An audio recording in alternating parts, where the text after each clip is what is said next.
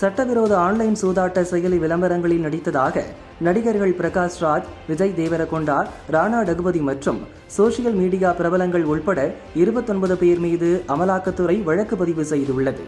சட்டவிரோத பணப்பரிமாற்றம் உள்ளிட்ட குற்றச்சாட்டுகள் அடிப்படையில் வழக்கு பதியப்பட்டுள்ளது. ஹைதராபாத்தில் உள்ள அமலாக்கத்துறை அலுவலகத்தில் நடிகர் விஜய் தேவரகொண்டா இன்று விசாரணைக்கு ஆஜராகினார். விசாரணை முடிந்து வெளியே வந்த அவர் சூதாட்ட செயலிக்கு தாம் விளம்பரம் செய்யவில்லை என கூறினார். கேமிங் செயலிக்கும் சூதாட்ட செயலிக்கும் வித்தியாசம் இருக்கிறது. நான் கேமிங் செயலிக்கு தான் விளம்பரம் செய்தேன். அவை சட்டத்துக்கு உட்பட்டு பதிவு செய்யப்பட்டவை. ஜிஎஸ்டி வரி செலுத்துபவை.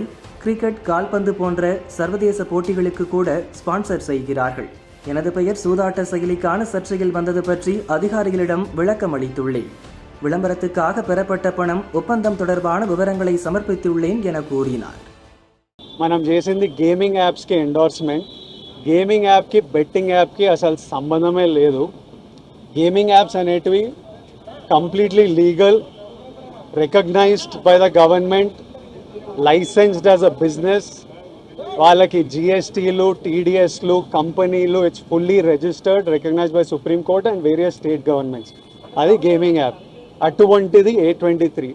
ఇవన్నీ రిజిస్టర్డ్ గేమింగ్ యాప్స్. ఇవన్నీ మన ఇండియన్ క్రికెట్ టీమ్కి స్పాన్సర్, మన ఇండియన్ ఒలింపిక్స్ టీమ్కి స్పాన్సర్, మన ఇండియా ఉమెన్స్ క్రికెట్ టీమ్కి స్పాన్సర్, ఐపీఎల్కి, ఎన్పిఎల్ ఒకదానికి అఫీషియల్ స్పాన్సర్, వేరియస్ కబడ్డీ లీగ్కి, వాలీబాల్ లీగ్కి అన్నిటికీ వీళ్ళు స్పాన్సర్ చేస్తారు. ఎందుకంటే these are completely legal entities.